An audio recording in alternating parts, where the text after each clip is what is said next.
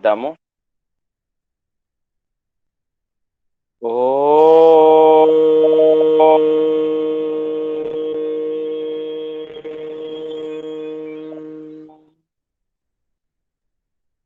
ఓం భూర్భువః స్వః తత్సవితుర్వరేణ్యం భర్గో దేవస్య ధీమహి ధియో యో నః ప్రచోదయాత్. ఓం సహనావవతు సహనౌ భునక్తు సహ వీర్యం కరవావహై తేజస్వినావధీతమస్తు మా విద్విషావహై. ఓం శాంతి శాంతి శాంతి. సర్వేభ్యో నమో నమః. ఆత్మ బంధువులందరికీ నమస్సులు తెలియజేస్తూ నేటి ఆధ్యాత్మిక సత్సంగం యొక్క అంశము శీర్షిక యోగ సాధన స్వరూపము మరియు ఆవశ్యకత. బంధువులారా, యోగము అనేటువంటి పదమును మనము చాలా సంవత్సరాల నుంచి వింటున్నాము. యోగమును ఆచరించాలి, యోగమును చెయ్యాలి, పాటించాలి, ఇలా మనము చాలా రోజుల నుంచి వింటున్నాం.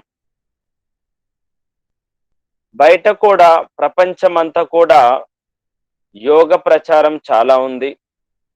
అలాగే 21 జూన్ ప్రపంచ అంతర్జాతీయ యోగ దినోత్సవం కూడా మనం అందరం కూడా జరుపుకుంటూ ఉంటున్నాం.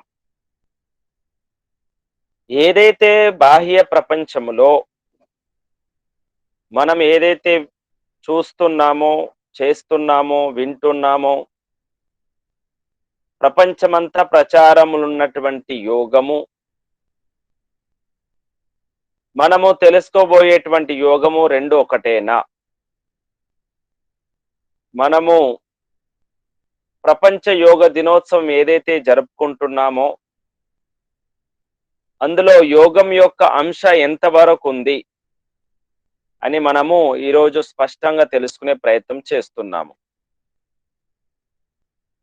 యోగం దీని స్వరూపం మనకు అందరికీ ఆహారము, వస్త్రాలు, భవనాలు, సౌకర్యాలు ఎంత అవసరమో పుట్టినటువంటి ప్రతి మానవునికి యోగం అంతే అవసరము. ప్రతి ఆత్మ యోగమును కోరుకుంటుంది. ప్రతి జీవి ఆనందమును కోరుకుంటుంది. ప్రతి మనిషి సుఖంగా ఉండాలని అనుకుంటున్నాడు. మరి ఆ సుఖంగా ఉండాలి, ఆనందంగా ఉండాలి, సంతృప్తిగా ఉండాలి, సంతోషము కలగాలి అంటే ఏం చేయాలి? మనము మన దగ్గర ఉన్నటువంటి డబ్బుతో సినిమాలు చూస్తే సుఖం వస్తుందా, ఆనందం కలుగుతుందా? లేదా ఏదైనా మత్తు పదార్థము కొని తినడము, త్రాగడము చేస్తుంటే ఆనందము, సుఖం కలుగుతుందా? లేదా స్నేహితులతో మాట్లాడుతుంటే, లేదా ఇంకేదైనా భౌతిక పరమైనటువంటి పద్ధతులలో మనము సుఖమును వెతకడానికి ప్రయత్నం చేస్తే మనకు సుఖం కలుగుతుందా? సామాన్యంగా ప్రపంచంలో అదే జరుగుతుంది. బాహ్య ప్రపంచములో, ఫారెన్లో ఉద్యోగాల యొక్క సిస్టము 6 దినాలు పని చేయడం, మిగతా 2 దినాలు ఎంజాయ్ చేయడం. ఆ వీకెండ్స్, సాటర్డే, సండే ఏదైతే ఎంజాయ్మెంట్ అంటున్నారో, ఎంజాయ్ అంటున్నారో, ఆ ఎంజాయ్మెంట్ అనేది ఏ పద్ధతిలో చేస్తున్నారు? భౌతిక పరమైన పద్ధతిలో, పబ్బులలో, క్లబ్లలో, బీచ్లలో ఇలా రకరకాలుగా సుఖము కోరుకుంటున్నారు. సుఖము కొరకు వెళ్తున్నారు, ప్రయత్నం చేస్తున్నారు. ఆనందంగా ఉండాలి, ఎంజాయ్ చేయాలి, తృప్తిగా ఉండాలి అని రకరకాల ప్రయత్నం చేస్తున్నారు. కానీ తృప్తిగా ఉంటున్నారా? తృప్తి కలుగుతుందా? ఎవరైతే ఆ పద్ధతిలో సుఖము కోరుకుని వెళ్తున్నారో వారందరూ సుఖంగా ఉన్నారా? అంటే మనం ప్రపంచాన్ని గమనిస్తే అసంతృప్తే ఉంది. మరి ఎక్కడ మనకు తృప్తి కలుగుతుంది? ఏ వైపు మళ్ళితే మనకు తృప్తి కలుగుతుంది? బాహ్య ప్రపంచంలో భూలోకము నుండి మొదలుకొని చంద్రలోకం వరకు మనము ప్రయాణం చేస్తూ కూడా ఇంత సైన్స్ ని డెవలప్ చేసుకున్నాము కదా. ఈ సైన్స్ ని డెవలప్ చేసుకొని రకరకాల ప్రయోగాలు మనం చేస్తున్నాము. వీటి ద్వారా మనకు ఆత్మకు తృప్తి ఉందా? సంతోషం ఉందా? ఉల్లాసంగా, ఉత్సాహంగా ఆ విధంగా ఆత్మ ఆ స్థితిని పొందుతుందా అంటే కాదు. బయట ఎంత ప్రయాణం చేసినా బాహ్య వృత్తులు, బయట ప్రపంచము, బ్రహ్మాండమంతా మనము యాత్రలు చేసినా, తీర్థయాత్రలు చేసినా, గుళ్ళు గోపురాలు తిరిగినా, ఇక ఎంత చేసినా చివరికి కూడా మళ్ళీ సంపూర్ణమైన తృప్తి, ఆనందం కలగడం లేదు. ఇంకా ఏదో పొందాలి, ఏదో కావాలి, ఇంకా ఏదో కావాలి, ఇంకా ఏదో కావాలి అనే ఆరాటం. అయితే ఏదైతే మనం ఏ పద్ధతిలోనైతే మనము తృప్తి ఉండడానికి ప్రయత్నం చేస్తున్నాం బాహ్య పద్ధతులలో, దాని ద్వారా మాత్రము సంతృప్తి కలగదు. ఈ ఏదైతే ఆత్మ ప్రకృతి వైపు యోగం అవుతుంది, ప్రకృతి వైపు యోగం అవుతుంది, ప్రకృతి పదార్థాలతో యుక్తం అవుతుంది. ఆత్మ ప్రకృతి పదార్థాల వైపు యుక్తం ఎందుకు అవుతుంది అంటే ఆత్మకు అటువంటి జ్ఞానం లేదు, అజ్ఞానంలో ఉంది. అజ్ఞాన కారణంగా ప్రకృతి వైపు ఆత్మకున్నటువంటి మనస్సు, ఇంద్రియాలను, బుద్ధి, చిత్తం, అహంకారం ఈ సకల సాధనాలను ప్రకృతి వైపు మళ్లిస్తూ ప్రకృతిలో ఉన్నటువంటి సుఖాన్ని, ప్రకృతిలో ఉన్నటువంటి ఆనందాన్ని, ప్రకృతిలో ఉన్నటువంటి అన్ని రకాల అనుభవాలను, అనుభూతులను, భోగాలను అనుభవించాలని ప్రయత్నం చేస్తుంది. అయినా ఇంకా సంతృప్తి లేదు, ఇంకా ఏదో కావాలి. ఇలా ఎంత దూరం వెళ్ళినా కూడా సంతృప్తి లేదు అంటే ఈ ప్రయాణం సరి అయింది కాదు. గమ్యం లేనటువంటి ప్రయాణం, గమ్యం లేనటువంటి మార్గం. ఈ గమ్యము, లక్ష్యము, ఉద్దేశము లేనటువంటి మనం పొందదగిన వస్తువు అటువైపు లేదు అనే విషయం అర్థమవుతుంది. మరి అది వదిలిపెట్టేసి ఈ ప్రకృతి వైపు ఉన్నటువంటి సంయోగమును ఏం చేస్తే మన ఆత్మకు, మనకు తృప్తి కలుగుతుంది అంటే, ఏ పదార్థాన్ని అయితే పొందాలని మనం అనుకుంటున్నామో వాస్తవానికి మనము వేదాలు చదవకున్నా, అలాగే ఏమి రానివాడు కూడా, అనాడి కూడా, లేదా ప్రతి ప్రాణి కూడా ఆత్మ సహజంగా ఆనందమునే కోరుకుంటుంది. ఎటువంటి ఆనందమును? సహజంగా మోక్షమునే కోరుకుంటుంది. ఆత్మ ప్రతి వ్యక్తిని అడగండి, స్వతంత్రంగానే ఉండాలని అనుకుంటారు, స్వతంత్రంగానే విహారం చేయాలనుకుంటాడు. అయితే ఈ విధంగా మనము చూసినట్టయితే ఆత్మ స్వాభావికంగానే మోక్షం కోరుకుంటుంది. మరి ఆ మోక్షము ఎవరి దగ్గర అయితే ఉందో, ఎటువైపు అయితే ఉందో, ఏ స్థలంలోనైతే ఉందో ఆ స్థలము మనకు తెలిసి ఉండాలి. ఆ ధామములు, ఆ భువనాలు, ఆ ప్రదేశాలు అది మనకు తెలిసి ఉండాలి. మనం బాహ్యం వైపు చాలా ప్రయాణం చేసిన మనకు దొరకలేదు. ఇక ఒకటే మిగిలి ఉంది. అదే అంతర్వృత్తి వైపు ప్రయాణం చేయాలి. యోగము బయటకు ప్రదర్శించేది కాదు. ఆసనాలు ఏవైతే మనం ప్రదర్శిస్తున్నామో, ఆసనాలు రకరకాల భంగిమలో ఎక్సర్సైజ్ చేసి చూసినటువంటి వారి ద్వారా, శ్రోతల ద్వారా కరతాళ ధ్వనులతో ప్రశంసలను పొందుతున్నామో, ఆ ప్రశంసలను పొంది రకరకాల అవార్డ్స్ పొంది, మెడలు పొంది ఏదైతే మనం చేసినామో అది యోగము కాదు. అది కేవలము శరీరమును దృఢంగా ఉంచుకోవడానికి ఒక సాధనం మాత్రమే. అది వదిలేసి ఇక మనము ప్రదర్శన కొరకు కాకుండా కేవలము ప్రభావం కొరకు, అనుభూతి కొరకు మనం అందరం కూడా ప్రయత్నం చేసినప్పుడు, లోపలికి ప్రయాణం చేసినప్పుడు అప్పుడు మనకు అవగాహనకు వస్తుంది, నాకు కావలసిన పదార్థము నా దగ్గరనే ఉంది. కస్తూరి మృగము తన నాభిలో కస్తూరిని అక్కడ దాచిపెట్టుకొని ఆ సువాసనను కస్తూరిని పొందడానికి ఆ అడవి అంతా తిరిగినట్టు మనము కూడా మనలోనే ఉన్న ఆ పరమ పదార్థమైన పరమ పురుషుని వదిలిపెట్టేసి ప్రపంచమంతా బ్రహ్మాండమంతా తిరుగుతూ ఉన్నాము. కానీ మనకు ఆత్మకు ఆనందము, మోక్షము, సంతృప్తి అది కేవలము మనలోనే ఉంది. మనం దానిని పొందడానికి ప్రయత్నం చేయాలి. ఏ యోగం ఎక్కడైతే జరగాలనో అక్కడ జరుగుతలేదు.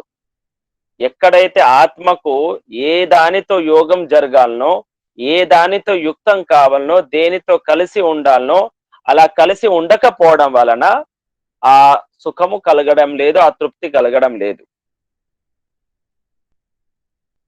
మనము చూస్తుంటాము అనుకున్న విధంగా భోజన పదార్థం నిర్మాణం జరగకపోతే, అనుకున్న విధంగా ప్రశ్నకు సమాధానం రాయకపోతే, అనుకున్న విధంగా బట్టలు కుట్టించుకోలేకపోతే, అనుకున్న విధంగా నగలు ఆ విధంగా తయారు చేయలేకపోతే, వేసుకోకపోతే, అనుకున్న విధంగా మేకప్ లేకపోతే ఏ విధంగా ఉంటుంది? అసంతృప్తి ఉంటుంది.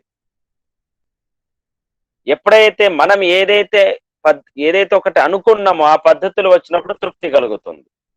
మరి ఆత్మ సహజంగా పరమాత్మను కోరుకుంటుంది. ఆ పరమాత్మను పొందేటువంటి అడ్డంకులు చాలా ఉండడం వల్ల, పరమాత్మ దర్శనం కాకపోవడం వలన భ్రమిస్తూ ఉంటుంది, భ్రాంతికి లోనవుతుంది. మనకు ఈ జన్మలో మనమందరం కూడా అదృష్టం చేసుకున్నాము.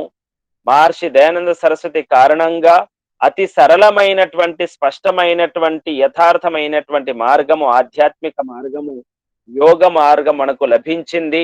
మన గురువులు, దేవదేవుడు అనగా మనందరికీ పూజనీయుడు, ప్రాతస్మరుడైనటువంటి ఆ మహర్షి దయానంద సరస్వతి గారి జీవితం మొత్తం కూడా యోగమయమే. వారి జీవిత చరిత్రను, వారి ఘట్టాలను మనము తెలుసుకున్నప్పుడు, వారికి విషమిచ్చినటువంటి సందర్భములు కావచ్చు, వారిని అవమానపరిచిన సందర్భములు కావచ్చు, వారి బల పరీక్షలు కావచ్చు, వారి బుద్ధి పరీక్షలు కావచ్చు, ఏ పరిస్థితుల్లో అయినా సరే మహర్షి దయానంద సరస్వతి గారి యొక్క జీవిత చరిత్రను మనము తెలుసుకున్నట్టయితే సంపూర్ణం దయానంద సరస్వతి యొక్క జీవితం యోగమయమే. ప్రత్యక్ష నిదర్శనం. రామో విగ్రహవాన్ ధర్మ అన్నట్టు మహర్షి దయానంద సరస్వతి యోగానికి ప్రతీక, యోగమునకు నిదర్శనం మహర్షి దయానంద సరస్వతి గారు. వారి యొక్క జీవితము, వారి యొక్క పనులు, వారి యొక్క కార్యాలు, పరోపకార కార్యాలు, వారి నడవడిక సర్వం కూడా ఈశ్వరార్పణం, ఈశ్వర ప్రణిధానంతోనే వారి జీవితం కొనసాగింది. ఆ పరమ పురుషుడైనటువంటి పరమాత్మను సాక్షిగా చేసుకొని, పరంపిత పరమాత్మను గురువుగా భావించే వారు సకల ఏవైతే శాస్త్రాలు నిర్మాణం చేసినారో, వేద మంత్రాల యొక్క భాష్యం రాశారో, ఇంకా సత్యార్థ ప్రకాశం రాశారో, ఆర్య సమాజాన్ని స్థాపించడం కావచ్చు, ఇంకా వారు చేసిన ప్రతి క్రియ, ప్రతి కర్మ కూడా అంతా కూడా పరమాత్మ యొక్క ఆధీనంలో, పరమాత్మ ఆశ్రయంతో, పరమాత్మకు అంకితం చేస్తూ చేసినటువంటి పనులు. ఆ మహర్షి దయానంద సరస్వతి జీవితం మొత్తం కూడా యోగమయం. వారు లోపల నుండి నిండుగా ఉంటూ బయట ప్రపంచంలో కార్యక్రమాలు చేసినటువంటి మహా మనిషి. మనందరికీ పూజనీయుడు, ఆదర్శవంతుడు, మార్గదర్శకుడు. మనము వారి యొక్క మార్గంలో నడవలసినటువంటి అవసరం ఉంది. అయితే ఆత్మ ప్రకృతి వైపు యోగం కాకుండా పరమాత్మ వైపు యోగం కావాలి అంటే ధ్యాన స్థితుడై కూర్చోవాలి. దానికి కొన్ని పద్ధతులు ఉన్నాయి. కాబట్టి మనం అందరం కూడా ఈ యోగం యొక్క స్వరూపమును మనం తెలుసుకునే ప్రయత్నం చేస్తున్నాము. యోగము ప్రకృతి వైపు కాదు, యోగము బాహ్య వస్తువుల వైపు కాదు, యోగము ఏదైతే బయట నుంచి వస్తున్నటువంటి సుఖాల కొరకు చేయవలసింది కాదు. యోగము నిన్ను నీవు తెలుసుకోవడానికి, నీలో ఉన్నటువంటి అన్ని రకాల ఆ కుసంస్కారాలను, బీజ రూపంలో ఉన్నటువంటి కుసంస్కారాలను తీసివేయడానికి, నీలో ఉన్నటువంటి మానసిక వికారాలను దూరం చేసుకోవడానికే ఈ యోగమును మనం ఆచరించాలి. ప్రస్తుత పరిస్థితిలో ఈ కలియుగంలో మనం చుట్టుపక్కల ఉన్నటువంటి వాతావరణంలో మనం అందరం ఉన్నాము. ఈ భయంకరమైన పరిస్థితుల్లో మనల్ని మనం రక్షించుకోవాలి అంటే తప్పకుండా యోగమును ఆచరించవలసిందే. ప్రతినిత్యము ఉదయము సాయంత్రం యోగ సాధన చేయవలసిందే, ఏకాంతంలో ఉండాల్సిందే. ఈ చుట్టూ ప్రజల యొక్క మానసిక భావాలు, ఆలోచనలు, వారి యొక్క సహవాసము, వారి యొక్క ప్రభావము మన పైన పడకుండా ఉండడానికి, మనల్ని మనం రక్షించుకోవడానికి తప్పనిసరిగా యోగ సాధన చేయవలసిందే. ఏం చేయాలి మరి? యోగ సాధన ఏ విధంగా చేయాలి?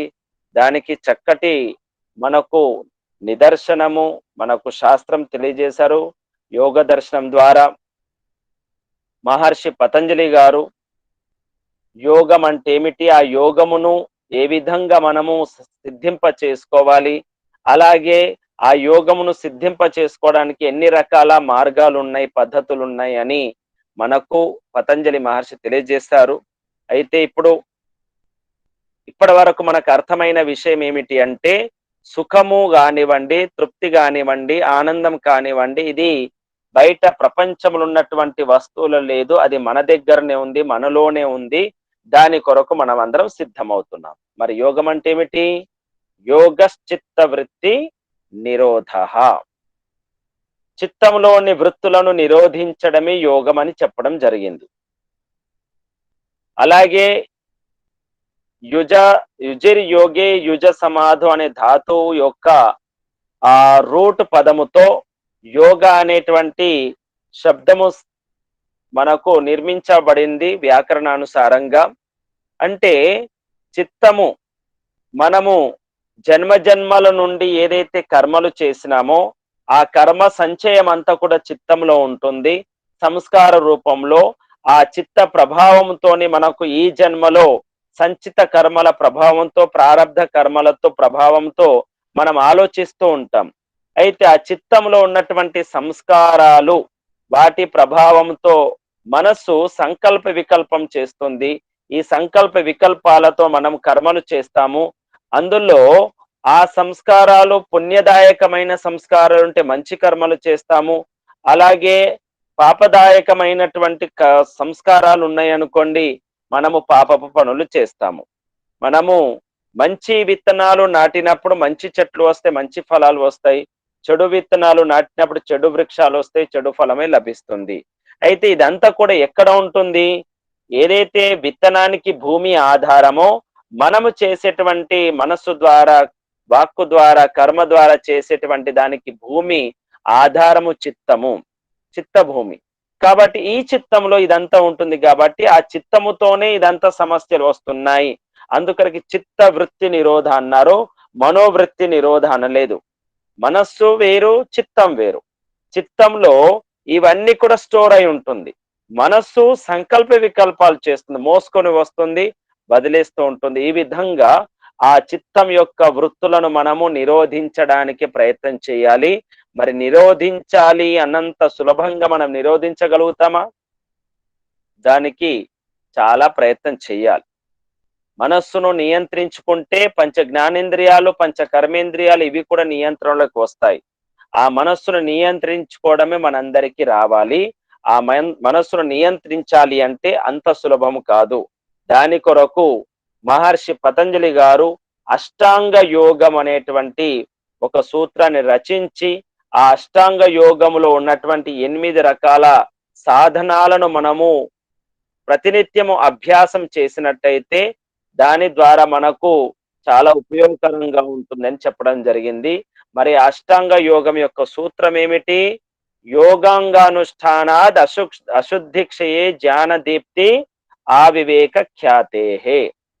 యోగాంగాల యొక్క అనుష్ఠానం చేయడం ద్వారా జ్ఞానదీప్తి ఆవివేక ఖ్యాతి, జ్ఞానము ప్రకాశిస్తుంది, పరాకాష్ఠ, వివేకం యొక్క పరాకాష్ఠ వరకు మనకు తీసుకెళ్తుంది.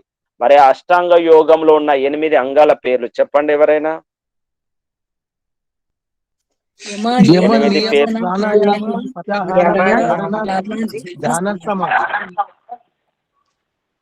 యమ, నియమ, ఆసన,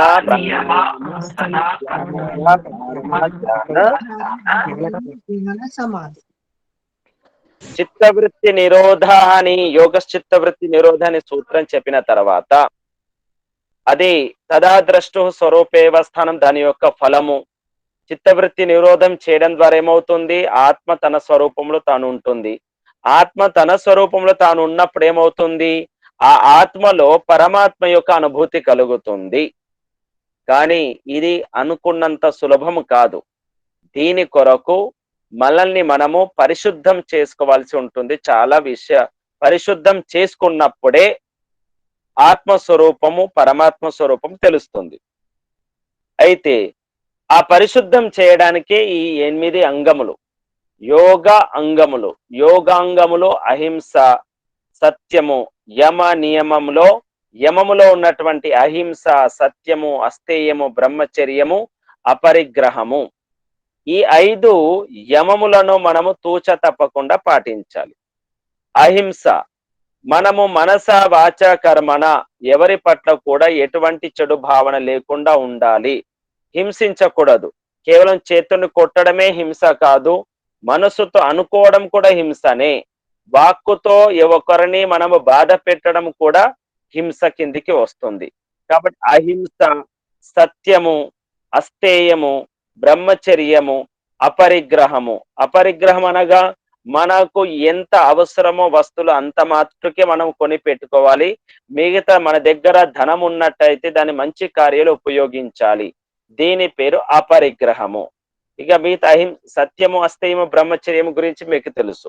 కాబట్టి ఈ యమములను మనమందరము కూడా తప్పకుండా పాటించవలసిన అవసరం ఉంది. అప్పుడే మనల్ని మనం పరిశుద్ధం చేసుకోగలుగుతాము. ఇంట్లో అందరం ఉన్నాము. మనము అహింసను ఆచరించినట్టయితే అప్పుడు మన చుట్టూరుగా అందరూ కూడా వచ్చి కూర్చుంటారు. మన విషయాలు వినడానికి సంతోషిస్తారు. మన పైన ప్రేమ ఉంటుంది. కేవలము అహింసను మనం పాటించినట్టయితే ఆ మనుషులు మాత్రం మన దగ్గరికి కాదు, క్రూరమైనటువంటి జంతువులు కూడా మన దగ్గరికి వస్తే మనల్ని ఏమి అనవు. కాబట్టి మనం అందరం కూడా ఈ అహింస అనేటువంటి వ్రతాన్ని తీసుకోవాలి. అన్ని రకాల వ్రతాలలో అహింస అనే వ్రతము మహావ్రతము. ఈ అహింస అనేటువంటి వ్రతాన్ని మనం ఆచరించినట్టయితే మిగతా సత్యము, అస్తేయము, బ్రహ్మచర్యము, అపరిగ్రహం అనేటువంటి ఈ 4 కూడా సులభంగా ఆచరించడానికి అవకాశం ఉంటుంది. ఈ ఒక్క అహింస అనే దానిని మనము ప్రతి ఒక్కరము కూడా సూక్ష్మంగా ఆలోచించే ప్రయత్నం చేయాలి. మన మనస్సు లోపల నుంచి ఎవరి పట్ల అయినా కానీ చెడుగా ఆలోచిస్తున్నామా, చెడుగా చర్చ చేస్తున్నామా, తెలిసి తెలియక మాట్లాడుకుంటున్నామా, లేదా వాక్కుతో హింసిస్తున్నామా అనేది బాగా మనం పరిశీలించుకోవాలి. ఈ అహింస అనే వ్రతాన్ని మనం అందరం కూడా పరిశీలించి తెలుసుకున్నప్పుడు మనకు యోగం సిద్ధిస్తుంది. మనము యోగ మార్గంలో అహింస గురించి తెలుసుకోవడానికి ప్రయత్నం చేస్తున్నాము. యోగంలో ఉంటూ మళ్ళీ మనము యుద్ధ క్షేత్రంలో ఉన్నటువంటి అహింస గురించి ఆలోచించకూడదు. ఇక్కడ విషయం ఏమిటి అంటే అహింస యొక్క ఫలము మనల్ని పరమాత్మ వైపు తీసుకెళ్లడానికే. ప్రకృతిలో జరుగుతున్నటువంటి అన్యాయాలను ఆపడానికి, అక్రమాలను ఆపడానికి అనే విషయము సబ్జెక్ట్ అనేది క్షత్రియత్వానికి సంబంధించిన విషయం. అది వేరే విషయం.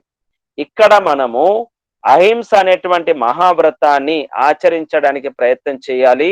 మన లోపల రకరకాల భావాలు వస్తూ ఉంటాయి. ఎవరి పట్లైనా మనకు సరైనటువంటి అభిప్రాయం లేకపోతే కొన్ని ఆలోచనలు వస్తూ ఉంటాయి. ఆలోచనలు వచ్చిన వెంటనే ఆలోచన పూర్తిగా మనం అణగదొక్కాలి. ఒకవేళ ఆలోచనలు వచ్చిన దాన్ని ఇంకా మనం పోషించి గతంలో జరిగిన దానిని, ఇప్పుడు జరుగుతున్న దాని, భవిష్యత్తులో జరగబోయేటువంటి వాటి గురించి ఆ వ్యక్తిని ఉద్దేశించి మనం బాగా ఆలోచిస్తుంటాం. అలా ఆలోచించి ఆ వ్యక్తి పట్ల ఒక అభిప్రాయానికి వచ్చేసి ఆ అభిప్రాయంతోనే మనం మాట్లాడుతుంటాము. ఆ మాటల యొక్క ప్రభావంతో ఎదుటి పైన వేరే ప్రభావం పడుతుంది. ఆ మనసు అతనికి ఇబ్బందికరంగా ఉంటుంది. బాధితుడవుతాడు, దుఃఖితుడవుతాడు. దీని వలన హింస అనేది ప్రవృత్తి కలుగుతుంది, మన ద్వారా చెడు కలుగుతుంది. కాబట్టి అహింస అనే వ్రతాన్ని పాటించడానికి మనము చాలా త్యాగం చేయవలసి వస్తుంది. మాన అవమానాలను మనం సహించాల్సి వస్తుంది. రకరకాల వాక్కులను, రకరకాల వ్యవహారాలను మనం భరించాల్సి వస్తుంది. ఇది మన కుటుంబములో మనము అహింస అనేటువంటి వ్రతాన్ని పాటించినట్టయితే దాదాపుగా గొడవలు కాకుండా ఉంటాయి. మనం మన ఇంట్లో భార్యాభర్తల మధ్యలో కావచ్చు, అక్క చెల్లెల మధ్యలో కావచ్చు, అన్నదమ్ముల మధ్యలో కావచ్చు, తల్లిదండ్రుల మధ్యలో కావచ్చు, ఆ మధ్యలో ఏవైతే మనకు సమస్యలు వస్తున్నాయో, గొడవలు వస్తున్నాయో, దీనికి ప్రధాన కారణం మన మనస్సు, మనసా వాచ కర్మన ఉన్నటువంటి త్రికరణ శుద్ధిగా మనము అహింస అనేటువంటి వ్రతాన్ని పాటించకపోవడమే. కాబట్టి బంధువులారా, మనము మనలో యొక్క ప్రవృత్తిని, హింస ప్రవృత్తిని వదిలిపెట్టేసి అహింస యొక్క ప్రవృత్తిని మనం అలవాటు చేసుకున్నట్టయితే సత్యమును సరిగ్గా మనము ఆచరించగలుగుతాము. అస్తేయము అనగా దొంగలించడము ఆపగలుగుతాము. అలాగే అహింస, సత్యం, అస్తేయము, బ్రహ్మచర్యమును, ఇంద్రియాలను మనం నిగ్రహించుకోగలుగుతాము. అనవసరమైనటువంటి వస్తువులు మనము కొనము. కాబట్టి ఇక్కడ ఒకదానికొకటి అవినాభావ సంబంధం ఉంది. మొట్టమొదటి అయినటువంటి దాన్ని మనం పాటించే ప్రయత్నం చేస్తే యమమును సిద్ధింపజేసుకో. ఈ యమమ అనేటువంటి అగ్నిలో మనల్ని మనం, మనస్సును, ఇంద్రియాలను దహింప చేస్తూ దాన్ని పరిశుద్ధం చేస్తున్నాము. ఇలా యమము తర్వాత నియమము, శౌచము, సంతోషము, తపస్సు, స్వాధ్యాయ, ఈశ్వర ప్రణిధానము, ఈ నియమాలను కూడా మనం తప్పనిసరిగా ఆచరిస్తుండాలి. శుచి శుభ్రతను ఆచరిస్తుండాలి, స్వాధ్యాయం చేస్తుండాలి, ఈశ్వర ప్రణిధానంతోనే ఉండాలి. ఇలా ఈ విధంగా యమములో ఉన్నటువంటి 5, నియమములో ఉన్నటువంటి 5టిని బాగా మనము తెలుసుకొని పాటించే ప్రయత్నం చేస్తూ ఉంటే అప్పుడు ఆసనము సిద్ధిస్తుంది. ఆసనము, స్థిర సుఖం ఆసనము, ఒకే ఆసనములో మనమందరము కూడా స్థిరపూర్వకంగా కూర్చోవాలి అంటే యమము ఆచరించకుండా, నియమము ఆచరించకుండా స్థిరంగా కూర్చోలేము. ఇది సత్యం. స్థిరంగా కూర్చోవాలి, కాళ్ళు చేతులు కదలకుండా ఉండాలి. ఆ కాళ్ళు చేతులు కదలకుండా ఉంటూ చివరగా మన యొక్క శ్వాస ప్రశ్వాస కూడా సరైనటువంటి స్థితిలో ఉండాలి. శ్వాస ప్రశ్వాస సరైనటువంటి స్థితిలో ఉన్న తర్వాత ఇక మనస్సును ఏకాగ్రం చేసుకోవాలి. ఇదంతా జరగాలి అంటే యమ నియమాలను తప్పనిసరిగా ఆచరించినటువంటి వ్యక్తియే చంచల రహితుడై కూర్చోగలుగుతాడు. యమ నియమాలను ఆచరించని వాడు ఆసనంలో కూర్చోలేడు. ఆహార నియమాలు, ఇటువంటి అలవాట్లు లేనివాడు ఆసనంలో కూర్చోలేడు. కాబట్టి స్థిర సుఖం ఆసనం, సుఖపూర్వకంగా స్థిరపూర్వక కూర్చొని ఆ తర్వాత ప్రాణాయామం చేస్తూ మనస్సును నిగ్రహించుకుంటూ ప్రత్యాహారము అనగా మన ఇంద్రియాలు ఎటువైపు అయితే మల్లుతున్నాయో, శబ్ద స్పర్శ రూప రస గంధాల వైపు వెళ్తున్నటువంటి ఇంద్రియాలను మన అదుపులో పెట్టుకోవాలి. ఆ ఇంద్రియాలు కూడా మనస్సు ఆధారంగానే వెళ్తున్నాయి కాబట్టి ఒక మనస్సును మనం నిగ్రహించుకున్నట్టయితే ఈ పంచ జ్ఞానేంద్రియాలు, పంచ కర్మేంద్రియాలు మన ఆధీనంలోకి వస్తాయి. అందుకే ప్రతిదానికి మనస్సే కారణం. మనః ఏవ మనుష్యానాం కారణం బంధ మోక్షయో. ప్రతి ఆహారం ఏమిటి? ప్రత్యాహారం యొక్క అర్థము ప్రతి ప్లస్ ఆహారం అనగా బయట వైపు మళ్ళినటువంటి ఇంద్రియాలను, మనస్సును మన వైపు మళ్లించుకోవడం. ప్రతి ఆహారం తన వైపు మళ్లించుకోవడం. ఆ జ్ఞానేంద్రియాలు, కర్మేంద్రియాలు ఏ స్థితిలోనైతే భగవంతుడు మనకిచ్చాడో, ఏ స్వచ్ఛతతో, పవిత్రతతో ఇంద్రియాలను, మనస్సును మనకిచ్చాడో ఆ సహజ సిద్ధమైనటువంటి స్వాభావిక స్థితిలో ఉంచడానికి ఈ ప్రత్యాహారము ఉపయోగపడుతుంది. మనము నాలుకను జయించాలి. నాలుకను జయించాలి అంటే నాలుక ఏదైతే కోరుకుంటుందో, రుచులను కోరుకుంటుంది, రకరకాల రుచులను కోరుకుంటున్నప్పుడు ఆ రుచులను ఆస్వాదించడానికి మనం ప్రయత్నం చేస్తుంటాము. ఇక షుగర్ బాగా తిని, షుగర్ వల్ల మనకు ఏదైనా బీపీ వచ్చిందనుకోండి, షుగర్ మధుమేహం వచ్చిందనుకోండి, మధుమేహం వచ్చిన తర్వాత డాక్టర్ అంటాడు షుగర్ తినకు, షుగర్ వల్ల నీకు మధుమేహం వచ్చింది, షుగర్ వ్యాధి వచ్చింది కాబట్టి నువ్వు చక్కెర తినకూడదు. చక్కెర తినడు, కానీ కారం తింటాడు. కారము అలాగే ఉప్పు పదార్థాలు తింటాడు. ఉప్పు పదార్థాలు తిని బీపీ వచ్చింది అనుకోండి, ఆ హై బీపీ వలన ఉప్పు పదార్థాలకు మానేని ఇంకా వేరే ఒక రుచి కొరకు ప్రయత్నం చేస్తాడు. ఒక రుచిని ఆపేద్దామనే ప్రయత్నం చేస్తే ఇంకో రుచి కొరకు ప్రయత్నం చేస్తాడు. ఇలా ఆ రుచి తర్వాత ఇంకో రుచి, ఇలా షడ్రుచుల పైన పూర్తిగా మనము వారికి రుచులకు బానిసలమైనమనుకోండి, నాలుక పైన నియంత్రణ లేదనుకోండి, ప్రత్యాహారం కాదు. మనము ఏది అవసరమో అది మాత్రమే ఆహారంగా స్వీకరిస్తే అప్పుడు ప్రత్యాహారం అవుతుంది. ఇక నాలుక పైన మనకు పూర్తిగా విజయం మనం పొందినం, నాలుక పైన మనకు జయం లభించింది, వశపరుచుకున్నాం నాలుకను. కానీ ముక్కును సువాసన, మంచి మంచి సుగంధము, ఆ సుగంధమును పీల్చుకోవాలనిపిస్తుంది. సుగంధమును పీల్చుకున్న తర్వాత దాని తర్వాత ఇంకొక సెంట్ కావాలి, అది కాకపోతే ఇంకొకటి కావాలి. ఈ రోజు ఈ ముక్కు కారణంతోనే ఎన్నో రకాల ఈ సాధనాలు వచ్చినాయి. సెంట్ లాంటి సుగంధ సాధనాలు ఎన్నో రకాలుగా వచ్చినాయి. ఆ బట్టలకు పూసుకుంటా ఉంటారు, రకరకాల ప్రయత్నం చేస్తూ ఉంటారు. ఒక సుగంధం కాకపోతే ఇంకో సుగంధం కావాలి, ఇంకొక, ఈ రకంగా మనము సరే దానిపైన కూడా మనము మనస్సుని ముక్కుని జయించినాము, నాలుకని జయించినాం, ముక్కుని జయించినాం. ఇక కళ్ళు, రకరకాల దృశ్యాలు, రకరకాల తీర్థయాత్రలు చేయనిపిస్తుంది. ఎవరైనా సినిమా చూసి వచ్చిన తర్వాత సినిమా బాగుంది అన్నారు అనుకోండి, ఆ సినిమా చూడడానికి కళ్ళు ప్రేరేపిస్తే అక్కడికి వెళ్తారు. ఇంకా ఎవరైనా తీర్థయాత్రలు వెళ్ళి వచ్చిన తర్వాత అది చాలా బాగుంది అని ఎవరైనా చెప్పారనుకోండి, కళ్ళకు చూడాలనిపిస్తుంది. ఆ కంటిని నిగ్రహించుకోకపోవడం వలన ఆ కళ్ళు కూడా చూడాలనే ఉద్దేశంతో మనల్ని ప్రేరేపిస్తుంటే మనం వెళ్తూ ఉంటాము, చూస్తాము. ఇలా చూసి చూసి చూసి చూసి ఆ కంటి యొక్క సామర్థ్యం కూడా తగ్గిపోతుంది, లేదా మనకు విరక్తి కలుగుతుంది. ఒక సినిమాను ఒక్కసారి చూశారనుకోండి, ఒక సీరియల్ని ఒక్కసారి చూశారనుకోండి, ఒక ఎపిసోడ్ని బాగానే ఉంటుంది. 2 సార్లు, 3 సార్లు, 4 సార్లు, 5 సార్లు చూశారనుకోండి, ఇక ఐదోసారి, ఆరోసారి చూడాలనిపించదు. ఇది సత్యం. అంటే ఆ ఇంద్రియానికి అంత సామర్థ్యం లేదు. ఒకటే విషయాన్ని పదే పదే పదే పదే పదే పదే చూసేటువంటి సామర్థ్యము ఇంద్రియానికి లేదు. తెలుసుకున్న తర్వాత కంటి పైన మనకు నిగ్రహం లభించింది. తర్వాత చెవులు, మంచి మంచి సంగీతం వినాలనిపిస్తుంది.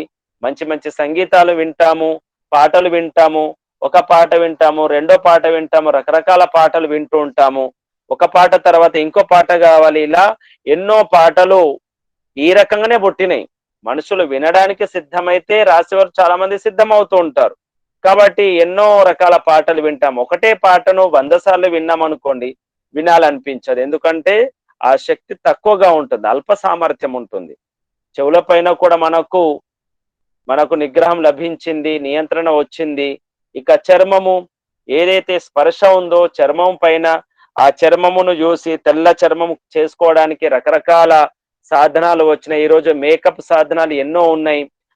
ప్రసాదన సాధనాలు ఈ చర్మము కొరకే, ఈ చర్మాన్ని అందంగా తీర్చిదిద్దుకోవడానికే పెదవులను, ముక్కులను, లిప్స్టిక్ అనుకుంటా ఏదైతే మన కనుబొమ్మలు ఉన్నాయి వాటిని కావచ్చు, హెయిర్ స్టైల్ కావచ్చు, ఇదంతా కూడా ఈ చర్మ సౌందర్యం కొరకు రకరకాల ప్రసాదన సాధనాలను ఆ ఉపయోగిస్తూ ప్రయత్నం చేస్తుంటారు.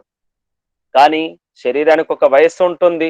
20, 30, 40, 50, 60, ఇక 70 సంవత్సరాల సమయంలో కూడా మీ ఎంత పెట్టినా చర్మం ముడతలు పడుతూ ఉంటుంది. అప్పుడు అర్థమవుతుంది ఆ శరీరం పైన కూడా, చర్మం పైన కూడా నియంత్రణ వస్తుంది. అంటే ఏమిటి అంటే, ఇక్కడ మనం ఒక దాని మీద నియంత్రించుకున్న తర్వాత ఇంకో దాని మీదకి వెళ్తుంది. ఇలా సమయం అంతా కూడా గడిచిపోతుంటుంది. అయితే ఈ ప్రత్యాహారమును మనము సిద్ధింపజేసుకోవాలి అంటే మనము మన మనస్సును పరమాత్మపై నిలిపే ప్రయత్నం చేయాలి. ఈ సుఖాలను భోగించి భోగించి భోగించిన తర్వాత దాని మీద విరక్తితో వదిలిపెట్టడం అంటే చివరికి ఈ తృష్ణలు మాత్రం, కోరికలు మాత్రము, ఇంద్రియ సుఖాలు మాత్రము అయిపోవు, కోరికలు తగ్గవు. కానీ నీ శరీరం మాత్రం పూర్తిగా ఆయుక్షీణత మాత్రం జరుగుతుంది, ముసలితనం వచ్చేస్తుంది. ఇలా చేయకుండా పరంపిత పరమాత్మను మనం ఉపాసిస్తూ ఈశ్వర ప్రణిధానముతో మనస్సును పరమాత్మ వైపు మళ్లించడం అనుకోండి, ఏకకాలంలో ఇంద్రియాలన్నీ కూడా వశీభూతం అవుతాయి. ఒక ఇంద్రియాని పైన జయం పొంది ఇంకో ఇంద్రియం పైకి వెళ్తుంది. ఇలా ఒక్కోదాని తర్వాత ఒకటి, ఒకదాని తర్వాత ఇలా దశ ఇంద్రియాలను జయం పొందాలి అంటే అన్ని అనుభవించిన తర్వాత జయం పొందేయాలంటే కుదరదు. సమయము వ్యర్థము, వయస్సు అయిపోతుంది. ఆ తర్వాత భగవంతుని భక్తి చేయడానికి ఓపిక ఉండదు. అందుకే మనము దీపం ఉన్నప్పుడు చక్కబెట్టుకోవాలి. ఈ విషయాలన్నీ కూడా గమనించుకొని తెలుసుకొని ఈ ఇంద్రియాల పైన మనస్సును మనము అంటే ఇంద్రియాల పైన నియంత్రణ కలగాలి అంటే నిగ్రహంగా రావాలి అంటే ఒకటే ఒకటి మనస్సును మనము పరమాత్మపై ఉంచే ప్రయత్నం చేయాలి. పరమాత్మ యొక్క గుణకర్మ స్వభావాలను తెలుసుకునే ప్రయత్నం చేయాలి. అప్పుడు ఇంద్రియాలన్నీ కూడా ఏకకాలంలో మన వశీభూతం అవుతాయి. ఒక రాజుని మన అదుపులో పెట్టుకున్నాం అనుకోండి, రాజ్యం అంతా కూడా మన ఆధీనంలోకి వచ్చేస్తుంది. రాజుని జయించి రాజుని మన బందీగా ఉంచేసుకున్నాం అనుకోండి, ఏమవుతుంది అప్పుడు? ఆ రాజ్యంలో ఉన్న సమస్త ప్రజలు, మంత్రులు, సేనాపతులు, సైన్యం అంతా కూడా మన అధీనంలోకి వచ్చినట్టే. మనము ఈ మనస్సును మన అధీనంలోకి చేసుకున్నాం అనుకోండి, ప్రత్యాహారముతో సిద్ధింప చేసుకున్నాం అనుకోండి, అప్పుడు ఈ మనస్సుతో పాటు ఉన్నటువంటి సమస్త క్రియలన్నీ కూడా ఇంద్రియాలన్నీ కూడా మన వశీభూతం అవుతాయి. ఆ తర్వాత ప్రత్యాహారము తర్వాత ఏమవుతుంది? ఇలా వశీభూతమైన తర్వాత ఆ మనస్సు మన ఆధీనంలోకి వచ్చిన తర్వాత ధారణ ఎక్కడ అంటే అక్కడ మన మనస్సును మనం నిలపగలుగుతాము, ఏకాగ్రం చేయగలుగుతాము. ఏకాగ్రమైనటువంటి మనస్సు ప్రత్యాహారం వరకు యమ నియమ ఆసన ప్రాణాయామ ప్రత్యాహారం వరకు ఏం చేశామంటే మన మనస్సును మన మనస వాచ కర్మణ యొక్క త్రికరణ శుద్ధిని సరి చేసుకుంటూ ఇక త్రికరణ శుద్ధితో మనం ధారణ ధ్యాన సమాధి అనేటువంటి ఆ మెట్టులోకి వెళ్తున్నాం. మన మనస్సును ఎక్కడ నిలిపితే ఆత్మకు కావలసిన పదార్థము లభిస్తుందో అక్కడ నిలపాలి. మనము శరీర పోషణ కొరకు ప్రభుత్వ ఉద్యోగాన్ని పొందుతాం, దానితో మనకు సంతృప్తి లేదు. ఆత్మకు కావాల్సింది ప్రభు ఉద్యోగం, ఆత్మకు కావలసినటువంటిది మోక్షం, ఆత్మకు కావాల్సింది పరమాత్మ సాక్షాత్కారం.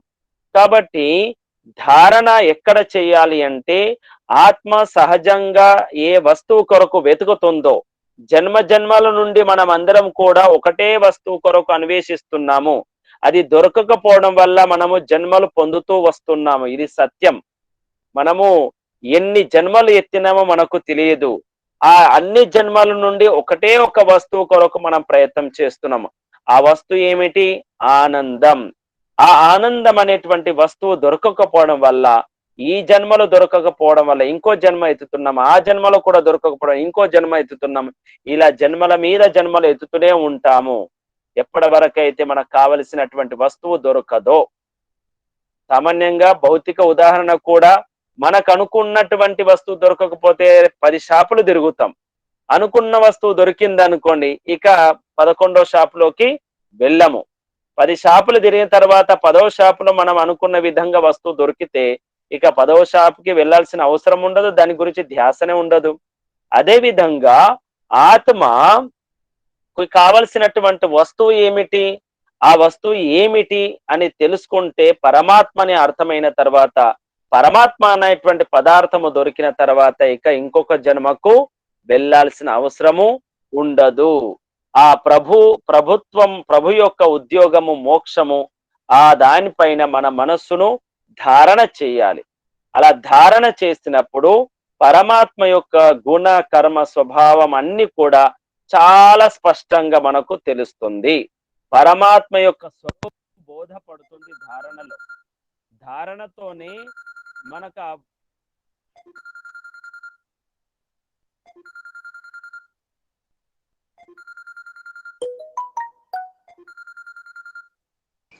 సౌండ్ రావట్లేదు. ఒక ఫోన్ రావడం వల్ల సౌండ్ రాలేదు. అయితే ధారణ వలననే మనకు పరమాత్మ యొక్క స్వరూపము సంపూర్ణంగా బోధపడుతుంది. పరమాత్మ ఎటువంటి వాడు అనే విషయము మనము తెలుసుకోగలగాలి అంటే, మనం ఏదైతే ప్రత్యాహారం వరకు చేసినటువంటి స్థితిని తీసుకొని పూర్తిగా మన యొక్క శక్తిని, అంటే భగవంతుడు ఇచ్చినటువంటి మనస్సు, ఇంద్రియాలు, వీటన్నిటి శక్తిని సంపూర్ణంగా ధారణ చేయాలి, పరమాత్మపై కేంద్రీకరించాలి. సర్వశక్తులను మనము పూర్తిగా అక్కడనే కేంద్రీకరించినప్పుడు పరమాత్మ మనకు స్పష్టంగా అగుపిస్తాడు. అప్పుడు పరమాత్మ యొక్క స్వరూపము బోధపడుతున్నప్పుడు పరమాత్మను పొందాలి, పరమాత్మను చేరుకోవాలి అనేటువంటి ధ్యాస, జిజ్ఞాస, శ్రద్ధ, భక్తి చాలా ఉత్పన్నమవుతుంది. ఆ తర్వాత మనము ధ్యానము, ఇక సర్వం వదిలిపెట్టేసి మనము ధ్యాన స్థితులమవుతాము, పరమాత్మ యందు వెళ్తాము. ఆ తర్వాత పరమాత్మతో మమేకమైన సమాధికిలోకి వెళ్ళిపోతాం. మనకు వజ్రము కనబడనంత వరకు మనకు ఆ విషయం బోధపడదు. ఎప్పుడైతే మన సర్వశక్తులన్నీ కూడా వజ్రం పొందడానికి ప్రయత్నం చేసినప్పుడు, ఇక ఆ వజ్రమును చూసిన తర్వాత ఆ వజ్రం పైననే పూర్తి మనస్సును ఏకాగ్రం చేసి ధారణ చేసి ఆ విషయం బోధపడ్డ తర్వాత మనం దాన్ని పొందడానికి ప్రయత్నం చేస్తుంటాము. పొందిన తర్వాత ఏదైతే మనకు ఆనందం లభిస్తుందో అదే సమాధి. వాస్తవానికి ఆత్మకు కావాల్సింది పరమాత్మనే.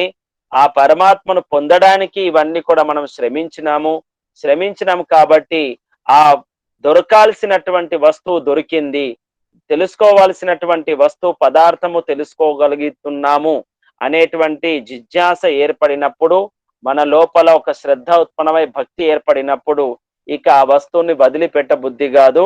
అప్పుడు ఆ పరమ పదార్థమును ఏ పరిస్థితుల్లో అయినా సరే, ఎట్టి పరిస్థితులను కానీ పట్టుకోవాల్సిందే, పొందాల్సిందే, ఆ పరమాత్మ ఆనందములోకి వెళ్ళాల్సిందే అనే పూర్తి దృఢ సంకల్పం కలుగుతుంది. అప్పుడు ఈ ప్రపంచంలో ఉన్న సకల పదార్థాలన్నీ కూడా, ప్రపంచంలో ఉన్నటువంటి బంధనాలన్నీ కూడా నిస్సారం అనిపిస్తాయి. అప్పుడు దాని పేరే వైరాగ్యం, దాని పేరే జానది అవివేక ఖ్యాతి. అంటే వివేకం యొక్క పరాకాష్ఠ వైరాగ్యం ఏదైతే ఉంటుందో, ఆ వైరాగ్యం వచ్చిన తర్వాత అతని యొక్క జీవితము అందరికీ మార్గదర్శనం అవుతుంది. ఆ మార్గదర్శనమైనటువంటి జీవితాన్ని సామాన్య జనులందరూ కూడా ఆ మార్గంలో నడవడానికి ప్రయత్నం చేస్తారు. అటువంటి జ్ఞానానికి పరాకాష్ఠ, వివేకానికి పరాకాష్ఠ వైరాగ్యవంతుడైనటువంటి ఆ జీవితం కలిగినటువంటి వారే మహర్షి దయానంద సరస్వతి గారు. ఆ మహర్షి దయానంద సరస్వతి గారి యొక్క జీవితాన్ని మనం పరిశీలించినట్లయితే, ఈ యోగం యొక్క అంగములు ఏవైతే యమ, నియమ, ఆసన, ప్రాణాయామ, ప్రత్యాహార, ధారణ, ధ్యాన, సమాధి సంపూర్ణంగా మనకు మహర్షి దయానంద సరస్వతి గారి యొక్క జీవిత ఘట్టాలతో బోధపడుతుంది.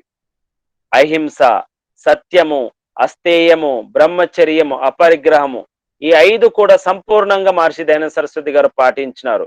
శౌచము, సంతోషము, తపస్సు, స్వాధ్యాయం, ఈశ్వర ప్రణిధం, ఈ 5 కూడా 100కు 100% మహర్షి దయానంద సరస్వతి జీవిత ఘట్టాలతో మనకు బోధపడుతుంది, వారు పాటించారని. ఇక ఆసనము, వారు ఎన్ని గంటలు, 18 గంటలు కూర్చొని వారు ధ్యానం చేసేవారు. ఆ తర్వాత ప్రాణాయామం చేసేవారు.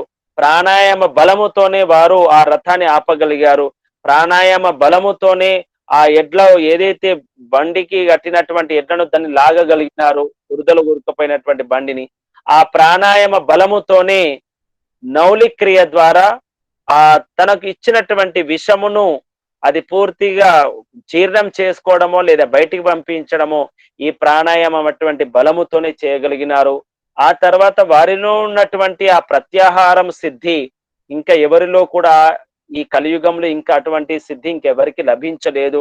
ఆ తర్వాత వారి యొక్క ధారణ శక్తి ఎంత ప్రబలంగా ఉన్నది అంటే, ప్రతి మంత్రానికి భాష్యం రాసేటువంటి ధారణ శక్తి వారిలో ఉంది. ఇక వారి అంత ధ్యానశీలుడు, వారి అంత సమాధి స్థితిలోకి వెళ్ళేటువంటి వ్యక్తి ఈ కలియుగంలో మనకి ఇంకా ఎవరు కనిపించరు. అటువంటి మహర్షి దయానంద సరస్వతి గారు మనందరికి గురువు కావడము అది చాలా గొప్ప విషయము. సాక్షాత్తు త్రేతాయుగంలో రాముడు ఏ విధంగా అయితే ధర్మానికి సాక్షాత్తుడో, అదే విధంగా ఈ కలియుగంలో మనందరికీ మార్గదర్శనం చేయడానికి విచ్చేసినటువంటి ఒక దివ్య ఆత్మ, అవతార పురుషుడు మహర్షి దయానంద సరస్వతి గారు. యోగానికి కావచ్చు, వేదానికి కావచ్చు, యాగమునకు కావచ్చు, ధర్మానికి కావచ్చు, అన్ని రకాలుగా దేశము కొరకు, ధర్మము కొరకు ప్రతి దాంట్లో మనకు మహర్షి దయానంద సరస్వతి గారే అగుపిస్తారు. కాబట్టి ఆ మహర్షి దయానంద సరస్వతి గారి యొక్క జీవిత ఘట్టాలను మనం తెలుసుకోవాలి. మహర్షి దయానంద సరస్వతి గారి జీవిత చరిత్రను తెలుసుకుంటే ఈ అష్టాంగ యోగం అంతా కూడా మనకు పూర్తిగా బోధపడుతుంది. సాక్షాత్తు యోగానికి స్వరూపుడుగా ఆ మహర్షి దయానంద సరస్వతి గారు మనకు కనిపిస్తూ ఉంటారు. బంధువులారా, మనమందరం తప్పనిసరిగా యోగ సాధన చేయాలి. మరి యోగ సాధనకు అనుకూలమైనటువంటి స్థలము నిర్జనమైన నిశ్శబ్దమైనటువంటి ప్రశాంతమైన వాతావరణము, ఏదైతే గురుకులాలు ఉంటాయో, ఆశ్రమాలు ఉంటాయో, ఊరికి బయట ఉంటుందో అక్కడైతే సంపూర్ణంగా మనకు ధ్యానం కుదురుతుంది, యోగ సాధన కుదురుతుంది. సరే, మనము అక్కడికి వెళ్ళలేని స్థితిలో ఉన్నాము. కనీసం మన దగ్గర ఉన్నటువంటి సత్సంగ కార్యక్రమాలు, ఆర్య సమాజాలు ఏవైతే ఉంటాయో, ఆర్య సమాజాలు జరిగేటువంటి సాధన కార్యక్రమాల్లో కావచ్చు, అందులో మనం పాల్గొన్నట్టయితే కనీసం కొంత మనకు యోగం విషయంలో పరిచయం ఏర్పడుతుంది. యోగం విషయంలో పరిచయం ఏర్పడిన తర్వాత సంపూర్ణంగా మనకు సిద్ధి లభించాలి, యోగం సాధన యొక్క అనుభూతి కలగాలి అంటే నిర్జనమైన ఏదైతే శబ్దము రాకుండా వాతావరణం ఉంటుందో అటువంటి ఆశ్రమాల ఊరికి బయట జనసంచారం లేనటువంటి ప్రదేశంలోకి వెళ్ళి ధ్యానం చేయాలి. మన ఋషులు మహర్షులు అందరూ కూడా అదే పద్ధతిలో ధ్యానం చేశారు. ఉపహ్వరే గిరీనం సంగమేచ నదీనం ధియా విప్రో అజాయత్ అనేటువంటి ఏదైతే ఈ వాక్యం ఉందో మనకు తెలియజేస్తుంది. మన ఋషులు మహర్షులు అందరూ కూడా ఆశ్రమాలలో ఎక్కడైతే పర్వతాలు ఉన్నాయో, గుహలు ఉన్నాయో, జలపాతాలు ఉన్నాయో అటువంటి ప్రదేశంలో, నదుల యొక్క సంగమ స్థలంలో, ఆహ్లాదకరమైన ప్రకృతి సౌందర్యమైనటువంటి ప్రాంతంలో ఉంటూ వారు యోగ సాధన చేశారు.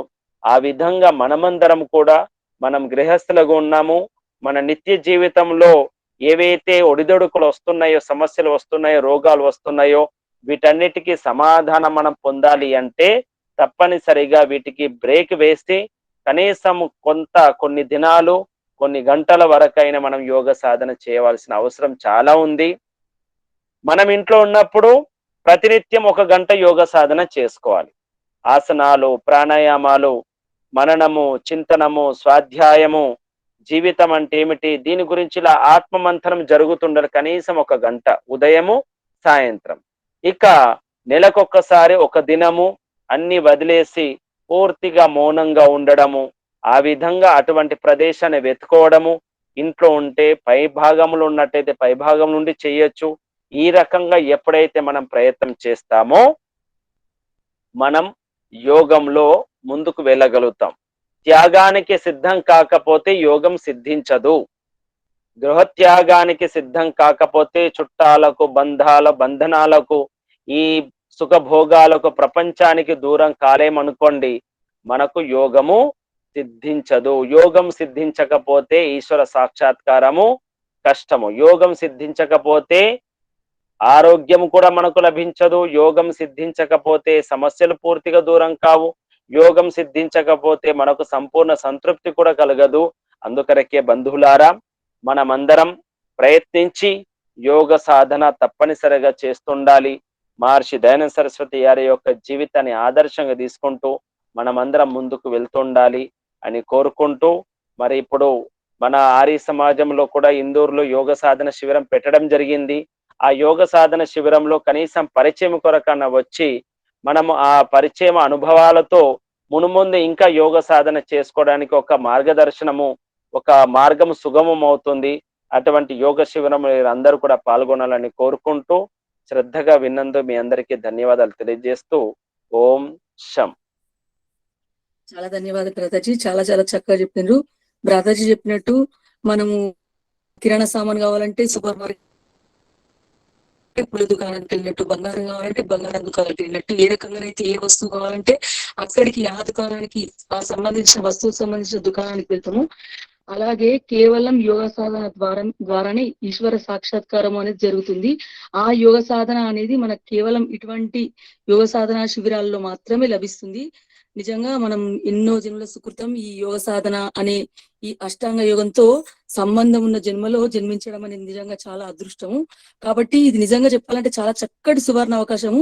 ఇప్పుడు తమ్ముడు, నేను, మా పద్మక్క, చాలా మంది దాదాపు గ్రూప్ లో ఉన్న దాదాపు ఒక 10 మంది వరకు కేవలం ఈ రకంగా కనీసం ఈ స్థాయిలో ఉన్నామంటే యోగ సాధన శిబిరాలే కారణము. ఇప్పుడు విన్న బంధువులందరూ చాలా చక్కటి సువర్ణ అవకాశం. ఎందుకంటే అదృష్టం అనేది మళ్ళీ మళ్ళీ తలుపు తట్టదు మనకు. ఒకసారి మన అదృష్టం మనల్ని తలుపు తట్టినప్పుడు తప్పకుండా ప్రయత్నించి వీలైనంత వరకు, ఇప్పుడు మీరు రోజు గంట గంట సత్సంగం విన్న విషయం ఒక ఎత్తు అయితే, కేవలం ఒక్క వారం రోజుల్లో మనం వ్యవసాయ శిబిరంలో పాల్గొన్నట్లయితే మన జీవితానికి, నన్ను అడిగితే, ఒక యూటర్న్ అనేది వస్తుంది. అంత మార్పు వస్తుంది మన జీవితంలో. అది సాధన ద్వారా మాత్రమే సాధ్యము. మనం ఇంట్లో ఎన్ని మంచి పనులు చేసినా, ఎన్ని పుణ్యకార్యాలు చేసినా దానికి పుణ్యం వస్తుందేమో గాని సాధన మాత్రం సాధ్యపడదు. ఎందుకంటే మన కుటుంబ బాంధవ్యాలు, మనకు అనేక సంకటాలు అనేవి ఉంటాయి. కానీ వారం రోజులు మనం ఈ బంధుత్వాలకు, మన జీవన విధానానికి మొత్తం దూరంగా ఉండి సాధన చేసుకోవడానికి చాలా చక్కటి అవకాశం మనకు. కాబట్టి బంధువులు చక్కటి అవకాశాన్ని తప్పకుండా వినియోగించుకోగలరని నేను కోరుతున్నాను. శాంతి పాఠంతో మన కార్యక్రమాన్ని మనం ముగించుకుందాం. ఓం జౌ శాంతిరంతరిక్షం శాంతి, పృథివీ శాంతిరాపః శాంతి, ఓషధయ శాంతి, వనస్పతయ శాంతిర్విశ్వే దేవా శాంతి, బ్రహ్మ శాంతి, సర్వం శాంతి. శాంతిరేవ శాంతి సామా శాంతిరేది. ఓం శాంతి శాంతి శాంతి. మరొకసారి ధన్యవాదాలు ప్రతి. ధన్యవాదాలు గురించి. అవునమ్మా.